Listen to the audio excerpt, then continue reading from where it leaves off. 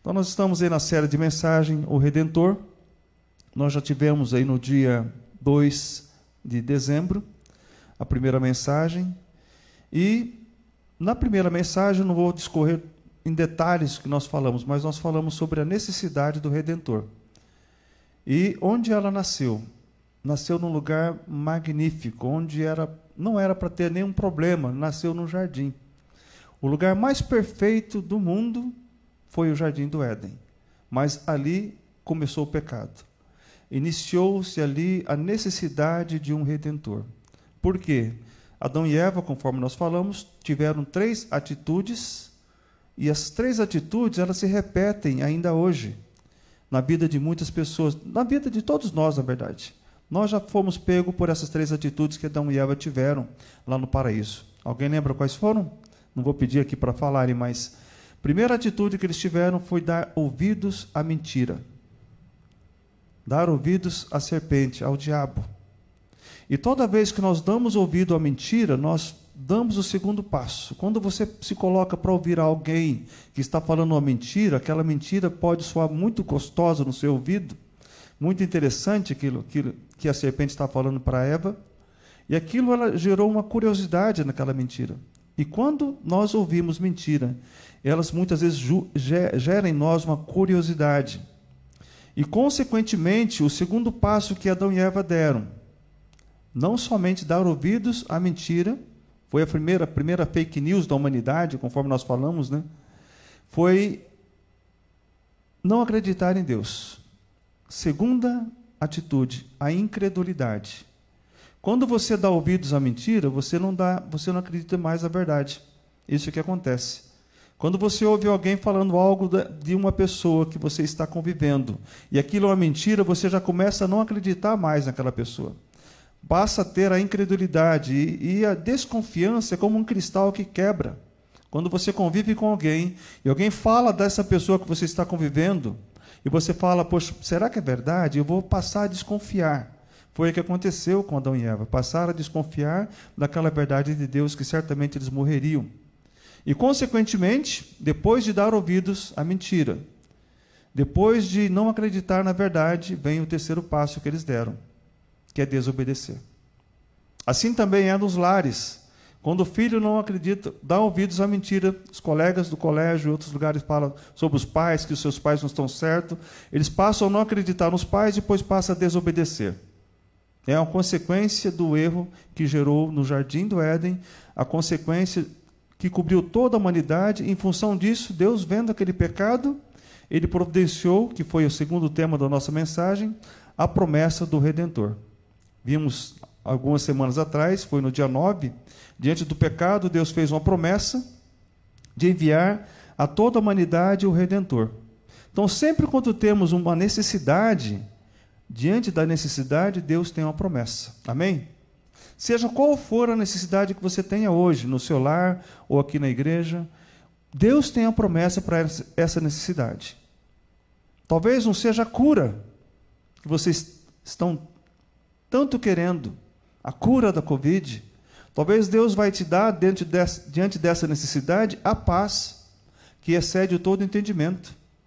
Então, diante de uma necessidade, seja ela financeira, relacional, ou trabalho, seja qual for, Deus tem uma promessa.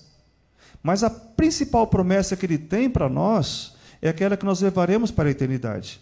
É a promessa do Redentor. Essa é a grande verdade. Mas diante também da necessidade, que nós já vimos na mensagem do Redentor, diante da promessa do Redentor, nós vimos a terceira mensagem domingo passado, que foi sobre a espera do Redentor. E ali nós discorremos em detalhe como ele foi tipificado. Começou também lá no Jardim do Éden. A primeira promessa da vinda do Redentor, da espera, começou também no Jardim do Éden. E depois começou lá em Moisés, com a serpente levantada no deserto. Depois foi passando também para Isaías, onde falava sobre a espera do Redentor, como ele se chamaria, onde ele nasceria e por quem ele viria. Cada detalhe nós fomos construindo essa mensagem para chegar hoje no nosso tema com o título A Chegada do Redentor. É o título da mensagem de hoje. Então foi a necessidade, diante da necessidade a espera, a promessa, diante da promessa a espera do Redentor, e agora veremos nessa noite a chegada do Redentor. Por isso eu convido você a abrir sua Bíblia comigo, lá em Gálatas capítulo 4. Gálatas capítulo 4.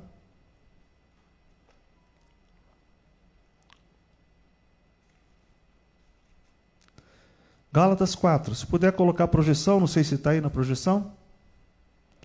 Gálatas 4, versículo 4.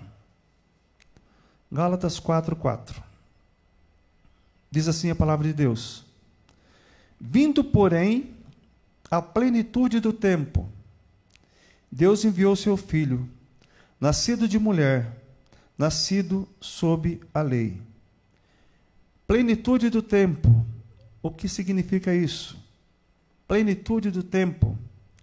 Ou seja, o tempo determinado por Deus. Tudo que acontece em nossas vidas está determinado por Deus. É dentro da plenitude do tempo. Não é no tempo cronos que nós temos o relógio. Nós muitas vezes queremos que Deus esteja agindo imediatamente, urgentemente, mas Ele vai agir dentro da plenitude do tempo dele.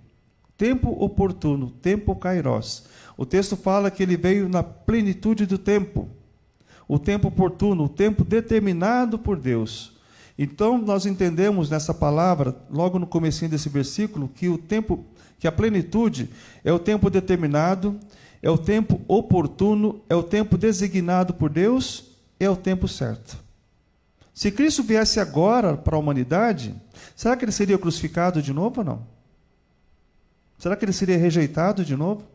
Será que ele seria colocado como a pessoa mais desprezível do mundo? Com certeza. Mas foi naquele período de tempo, no tempo certo, no governo certo, na situação certa, econômica, religiosa certa, que Cristo veio. E na pessoa certa. Nós entendemos na palavra de Deus que Deus ele age da forma certa. Todas as situações que nós temos na vida, seja ela qual for, que você esteja enfrentando dificuldade qual for, seja qual for a necessidade, nós vemos na palavra que existe uma promessa de Deus. E dentro dessa promessa de Deus, Ele espera que nós possamos esperar também pacientemente, conforme Davi diz lá no Salmo 40, esperei pacientemente pelo Senhor, e Ele me atendeu, Ele ouviu o meu clamor. Então nós entendemos que quando você espera pacientemente, assim como João chegou, quando Maria recebeu a notícia, esperou, nós vamos ver mais um pouquinho depois à frente. Então quando você espera pacientemente, Deus ele age. Não tente atrapalhar os desígnios de Deus. Quando Abraão teve a promessa do filho prometido por Deus, ele deu um passo à frente, tentou dar uma mãozinha para Deus. Mas é assim, nós entendemos que quando Deus, diante de uma necessidade, ele tem ali a promessa, diante dessa promessa ele tem que nós devemos esperar, e agora nós temos também a chegada do Redentor. E a chegada veio no tempo certo. Não poderia ser em outro tempo. Jesus veio na plenitude do tempo, para dividir a história em antes e depois de Cristo. AC e DC. Antes e depois de Cristo. A história se divide em duas. Jesus certa vez disse a Nicodemos, lá em João 3,7, se você quiser abrir a sua Bíblia, mas é um texto bem pequenininho, nem precisa abrir, que diz assim, necessário vos é nascer de novo. Então, diante dessa verdade, esse novo nascimento está disponível a toda a humanidade. Basta reconhecermos Cristo como Salvador, você passa a nascer de novo. Esse novo nascimento é necessário você crer em Jesus Cristo como seu Salvador pessoal. E é a principal decisão que nós faremos em vida. Conforme nós já falamos aqui, esse novo nascimento nos dá a garantia de não termos a segunda morte. Nós sabemos que a Bíblia fala que a todos está destinado morrer uma vez só. E depois disso vem o juízo. E o juízo, conforme a Bíblia fala lá em Apocalipse capítulo 20, é a segunda morte. É o segundo momento mais cruel na vida de todo ser humano. Depois que partir desse momento, nós teremos um encontro com Deus. E esse encontro vai ser fatal para muitos que não receberam a Cristo como Salvador pessoal. Então, por isso que Cristo falou para Nicodemos, olha, Nicodemos, necessário vos é nascer de novo. um novo nascimento. Esse novo nascimento não está condicionado à sua esposa, ao seu esposo, ao seu filho, ao seu pai. Não olhe para eles para que você possa ter esse novo nascimento. Olhe para Jesus Cristo. Porque se nós formos olhar para as pessoas, nós entendemos que olhando para as pessoas, nós não vamos nos converter a Cristo. Nós muitas vezes vamos fugir de Cristo. Fugir da cruz de Cristo. Quando nós olhamos para as pessoas. Então nós entendemos que temos que ter esse encontro com Deus, assim como Nicodemos teve. Essa palavra de Deus foi chegada para ele. Então a nossa história, ela é transformada completamente depois que conhecemos a Jesus Cristo como Salvador pessoal. Se hoje você diz ser cristão, diz receber a Cristo como Salvador e não teve uma mudança de vida, então você tem que rever esse conceito da sua vida. Se as pessoas não conseguem ver em você mudança de vida, você tem que rever se de fato você teve um novo nascimento ou não. Então nós entendemos essa palavra. O texto de Gálatas, capítulo 4, que nós acabamos de ler, diz que Deus enviou seu filho nascido de mulher. E quem é essa mulher? Como aconteceu esse fato? Nós temos outro texto que eu coloquei na projeção. Quando isso aconteceu e de que forma aconteceu? Lá em Mateus capítulo 1, versículos 18 a 23. Se puder acompanhar. Mateus capítulo 1, 18 a 23. Estamos aí falando sobre a chegada do Redentor. O texto diz, a partir do versículo 18, ora, o nascimento de Jesus Cristo foi assim. Estando Maria, sua mãe, desposada com José, antes de se ajuntarem, achou-se ter concebido do Espírito Santo. Os evangelhos relatam dessa forma. O Espírito Santo, o poder do Espírito Santo desceu sobre Maria e ela achou-se ali grávida ou concebida do Espírito Santo. Então José, seu marido, como era justo e não querendo infamar, resolveu deixá-la secretamente. Ele não estava ali fazendo algo mal para sua esposa, porque se ele deixasse ela secretamente, não teria como ele julgar, ela ser condenada por aquele fato. Mas ele resolveu deixá-la secretamente, diz aqui o texto. E projetando ele isto, eis que em sonho lhe apareceu um anjo do Senhor, dizendo, José, filho de Davi, não temas receber Maria, tua mulher, porque o que nela está gerado, é do Espírito Santo. E darás à luz um filho, e chamarás o seu nome Jesus, porque ele salvará o seu povo dos seus pecados. Tudo isto aconteceu para que se cumprisse o que fora dito por parte do Senhor pelo profeta, que diz, eis que a virgem conceberá e darás à luz um filho. E ele será chamado pelo nome de Emanuel, que quer dizer Deus conosco. Essa é a palavra de Deus. Maria foi a escolhida entre milhares e milhares de mulheres. A escolhida, a favorecida do Senhor. Uma jovem, segundo a tradição, de 13 a 15 anos, escolhida pelo Senhor para ser a mãe do nosso Salvador. E o texto diz aqui que ele seria chamado Emanuel, Deus conosco. Nós já vimos na história que Deus, ele nunca deixou o ser humano sozinho.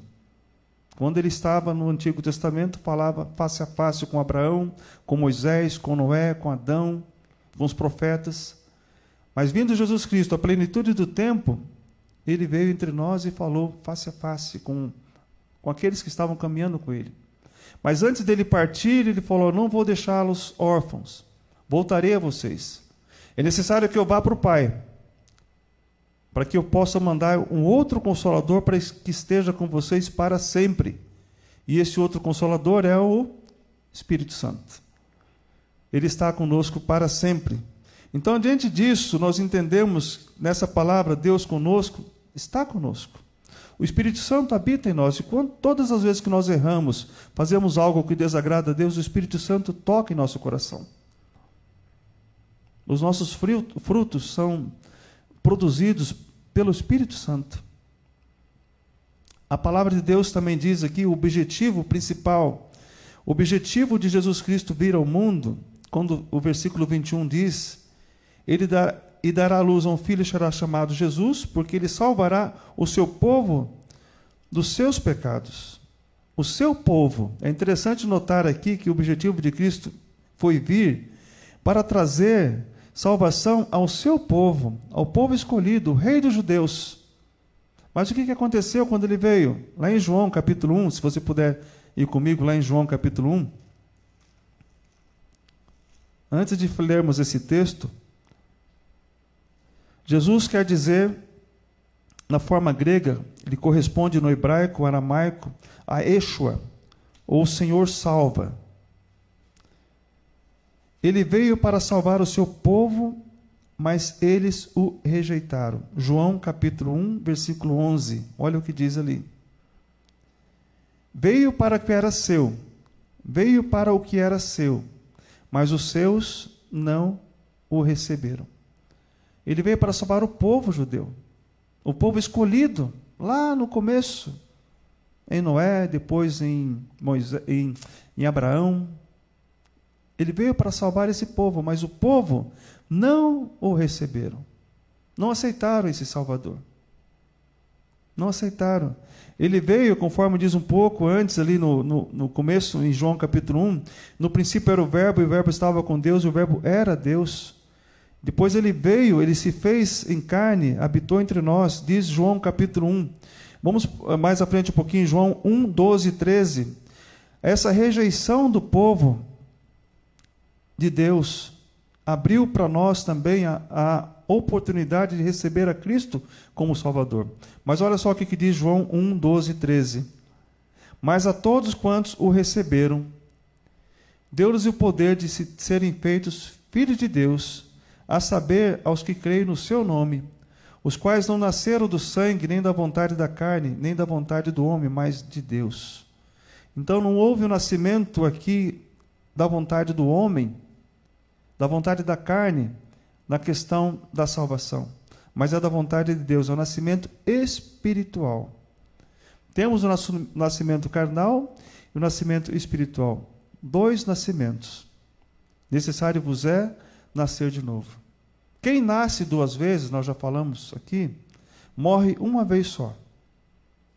Agora, quem nasce uma vez só, morre 2 vezes. Tem a morte física e a morte espiritual, ou a morte eterna.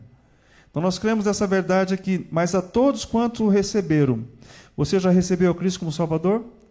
Amém? Você que está em casa, talvez tenha alguém acompanhando nesse momento culto e fala, não acredito nisso, ainda não tomei essa decisão porque tem tantos problemas na minha vida. Eu não creio, mas creia, Cristo é a solução. Mesmo que você viva com alguns problemas, mas o principal problema da humanidade é resolvido em Cristo, que é a morte eterna. Isso já foi resolvido lá no passado, há 2000 anos atrás. Ele deu essa solução para toda a humanidade. E diz João capítulo 1, versículo 14, e o Verbo se fez carne e habitou entre nós, cheio de graça e de verdade, e vimos a sua glória como a glória do unigênito do Pai. Cristo veio na plenitude do tempo e habitou entre nós. O que nós entendemos aqui nessa habitação de Cristo, ele não veio para nos compreender. Existe algo muito interessante para quem é missionário, para quem vai trabalhar no campo missionário. Eles têm que passar por um grande estudo, têm que passar por um período de adaptação para conhecer aquele povo que ele vai falar a palavra, que ele vai ensinar, que ele vai ali mostrar a palavra de Deus. Cristo não fez isso. Ele não veio para que nós possamos, para nos compreender, porque ele já nos conhece, antes mesmo de nós nascermos. Ele veio para que nós possamos compreender o que ele quer trazer para nós, para cada um de nós, que é a salvação e a vida eterna. Jesus é a solução para aquilo que nós temos de mais importante, que é a nossa vida. E se você gosta da sua vida, receba Cristo como Salvador. Você terá uma vida eterna. Jesus se fez um de nós para que pudéssemos compreendê-lo. João 14, versículo 6, diz, Jesus falou aos seus discípulos que estavam preocupados com sua partida, eu sou o caminho, a verdade e a vida. Ninguém vem ao Pai a não ser por mim. Ele é a solução. Ele é o único que nós podemos buscar para ter nessa vida e na vida eterna. Não existe outra solução que não seja Cristo. Erramos? Sim. Continuaremos errando. Mas nós temos em Cristo o perdão dos nossos pecados e a solução. Jesus veio para que nós pudéssemos compreender que Ele é o caminho, que Ele é a verdade, que Ele é a vida. O único acesso para o Pai, para estar diante de Deus novamente, é através de Cristo.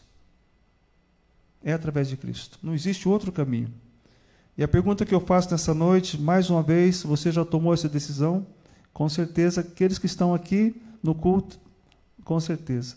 Todos que estão em casa, aqueles que nós já conhecemos também. Mas tem muitas pessoas hoje que estão recebendo essa palavra que não tomou essa decisão ainda. Estão tomados pelo medo, pela ansiedade, pela depressão, pela falta de esperança, falta de fé. Mas em Cristo nós temos isso. Se você ainda não tomou essa decisão, não deixe de passar essa oportunidade. Ainda há tempo, estamos às portas do novo ano. E a Covid está batendo nas portas de muitos lares hoje, né? Levando muitas pessoas, crentes e não crentes. Os não crentes é pior ainda, porque eles vão perder a vida e ficar sem a eternidade com Cristo. Então, nesse Natal, nós daremos e receberemos muitos presentes. Até agradeço os presentes que tenho recebido. Mas o principal presente que Deus nos deixou foi o seu único Filho. Conforme o devocional que nós vimos hoje, pela manhã, para aqueles que receberam, Jesus Cristo é um presente inesquecível. Muitos de nós vamos receber presentes dos amigos secretos, depois vamos trocar, não vamos gostar, mas o presente de Cristo não. Que Deus mandou esse presente jamais. É o único, perfeito, exatamente na medida certa que nós precisamos. Conforme nós falamos recentemente, nós temos um vazio no nosso coração, e esse vazio é preenchido exatamente de forma completa pelo nosso Deus. Muitos presentes nós faremos e receberemos, ou trocaremos, ou irá perecer, mas o presente que Deus mandou, jamais. Ele veio para estar entre nós, para habitar em nós. Basta reconhecê-lo como Salvador. Porque Jesus é o nosso Redentor. E Ele chegou. Amém? Nós vamos orar nesse momento, antes do coral, antes da apresentação do coral, só avisando que é uma apresentação de 35 minutos, as músicas são sequenciais, e nós conseguimos aí duas formas de projeção, dois focos. Eu vou pedir depois para que o Márcio, cadê o Márcio? Está aí o Márcio? Se puder apagar a luz para ficar melhor aqui, não sei se vai atrapalhar para quem está em casa, acho que não, né? Está tudo certo, né? Mas vamos orar antes, irmãos. Vamos ficar em pé aqui e vamos orar. Que Deus possa abençoar essa palavra e possa encontrar lugar em nossos corações. Pai, nós te agradecemos pela tua palavra, agradecemos, ó Deus, por Jesus Cristo ser o nosso Redentor.